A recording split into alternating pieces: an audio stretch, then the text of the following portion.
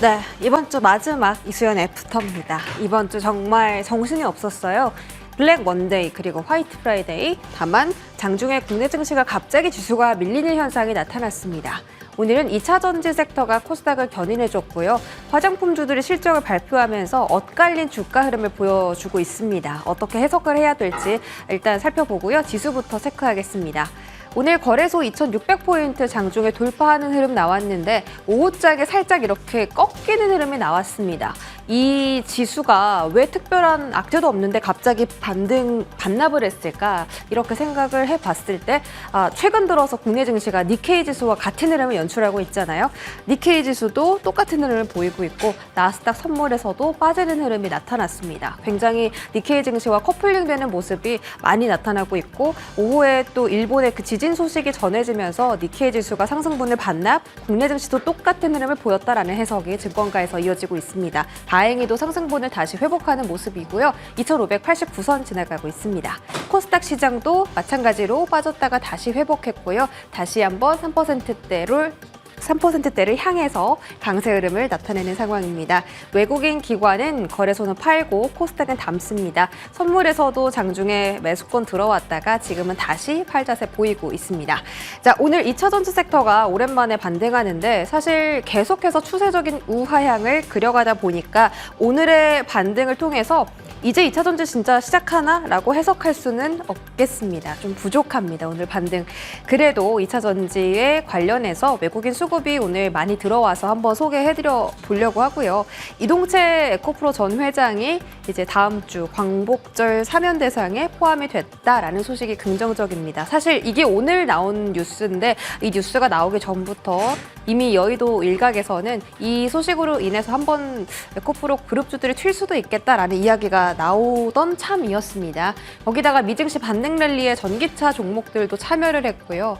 국내 전기차 판매량은 아직 많이 부진합니다. 전년 동기 대비해서 16% 감소했다. 계속 판매량은 둔화되고 캐즘은 회복하지 못했는데 이슈로 인해서 단기적인 상승이 지금 구간에 나오고 있는 것으로 확인되고요. 특히 그 캐즘 플러스 공포까지 최근에 더해졌습니다.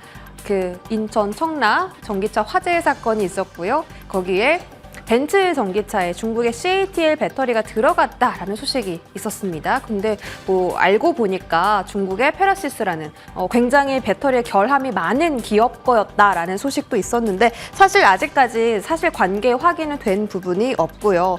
그리고 또 기아의 EV6에서도 불이 났습니다. 거기에는 SK 온의 배터리가 들어갔는데 두 차 모두 다 NCM 배터리가 들어갔고요. 근데 이 두 전기차의 그 화재 사건을 좀 다르게 봐야 한다라는 그 전문가들의 분석도 있었습니다.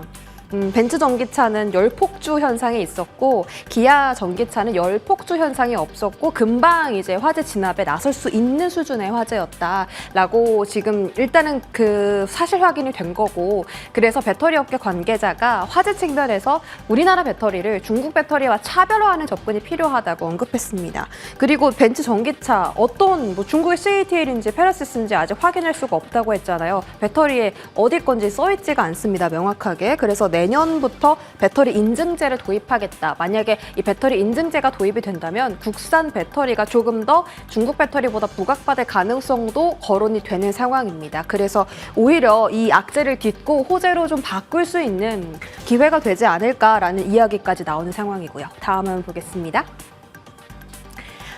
여의도의 시각은 어떨까요? 일단 그 2차 전지 섹터의 실적은 좋지 않습니다. 업황도 아직까지 부진하고요. 다만 앞서서 말씀드렸듯이 이슈를 동반한 수급, 단기적인 반등 정도로 지금은 해석을 하고 있는 상황입니다. 대신증권에서 7월 달의 고점 이후에 지금 반도체, 2차 전지, 자동차가 실적 대비 저평가 영역에 위치해 있다. 단기 매매 여지가 크다라고 말했고 SK증권도 이번 급락으로 모든 업종의 밸류 매력도가 크게 올라갔다라고 말한 만큼 오늘 2차 전지 섹터 저가 매수의 가능성이 높아 보이고요. 오늘 급등한 종목 안에서 소재탄의 강세가 확실히 두드러졌습니다. 대주전자재료 그리고 신성 ST입니다. 두 종목 모두 다 소재 관련 종목이고 오늘 9%, 10% 정도의 강세 흐름이 나왔습니다. 오늘 외국인이 가장 많이 산 종목 탑10에 2차 전지 종목 3가지가 들어갔어요. 에코프로 BM, LNF, 에코프로 머티 있고요. 기관은 삼성 SDI, 에코프로 BM을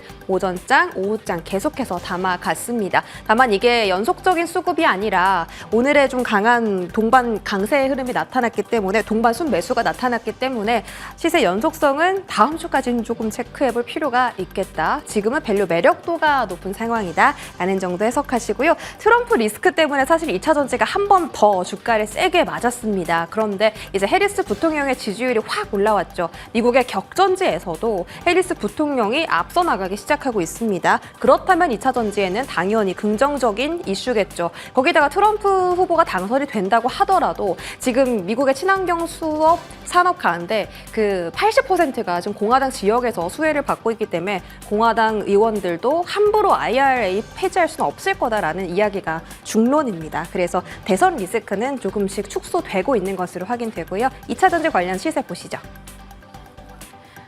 지금 2차 전지 관련주들 정말 장하다라고 표현하고 싶습니다. 왜냐하면 오후장에 지수가 흔들렸는데 주가 자체는 흔들리지 않았죠. 민테크 20% 넘게 상승, 에코프로 그룹주 안에서 머티가 가장 탄력 있게 움직여주고 있고요. 신성 델타테크, 대주전자재료도 오전장 대비해서 조금 다시 상승분을 회복했습니다. 에코프로 BM, 롯데에너지 머티리얼즈까지 같이 강세고 한 가지 오늘 롯데케미칼의 실적이 나왔는데 어닝쇼크가 발표가 됐습니다. 그래서 오늘 2차 전지주 다 갈 때 롯데케미칼은 좀 많이 부진한 흐름 나오고 있습니다. 아무리 주가가 싸더라도 실적에 대한 영향은 받아가고 있다라는 점 체크해 드리고요. 마지막으로 화장품 섹터 짧게 보겠습니다. 화장품 실적에 따라 주가의 흐름이 엇갈리고 있습니다. 최근에 실적 발표한 화장품 기업 중에 주가 쇼크 맞은 기업이 바로 아모레퍼시픽입니다. 코스알엑스 미국에서 그렇게 잘 판다더니 왜 이렇게 쇼크가 났냐 뜯어보니 중국 매출에 적자가 크게 났습니다. 그래서 아모레퍼시픽이 당일 그 실적 발표 당일에 20% 급락이 나왔고요. 반면에 호실적을 발표한 한국콜마 같은 경우 오늘 장중 10% 넘는 급등세를 씌워나면서 다시 한번 V자 반등을 그려가고 있습니다. 그만큼 지금 화장품은 실적에 대한 모멘텀이 정말 상당히 작용하고 있고 상반기에 너무 좋았다 보니까 하반기에는 조금 더 기대감이 커진 상황이라 그 기대감을 만족시키기 위해서는 더 큰 실적을 발표해야 되는 것이 지금 화장품주의 운명입니다. 대표적으로 실리코트 같은 경우 지금 아마존과 경쟁하는 입장이다라는 이야기가 6월, 7월부터 슬슬 나오고 있는데 주가 자체 지금 아직 방어적으로 움직이고 있습니다. 그리고 이제 하반기에 홀리데이 시즌이 있죠. 미국의 블랙 프라이데이라든지 뷰티 행사가 많기 때문에 화장품주는 아직까지 그래도 기대할 만한 재료가 있다라는 것이 중론이고요. 거기다가 APR 목표 주가 37만 원 상향 조정 받았고 클래시스도 마찬가지로 목표 주가 상향 조정 받았습니다. 화장품과 관련해서 미용 기기의 흐름도 함께 체크해 보시죠. 화장품주 시세 보겠습니다. 네, 오늘 가장 시세가 좋은 건 한국콜마네요. 역시 10%의 상승세 보여주고 있고요. 잉글, 우드랩, 삐아, 선진 뷰티 사이언스. 일단 한국콜마는 ODM, OEM 업체고 삐아는 이제 색조 화장품 브랜드입니다. 역시 ODM, OEM 색조 화장품 너나 할 것 없이 지금 다 좋은 흐름을 보여주고 있고요. 실적에 대한 부분들 계속 하반기에 영향받을 거다라는 점 챙겨드릴게요. 브리핑은 여기까지 전해드리겠습니다.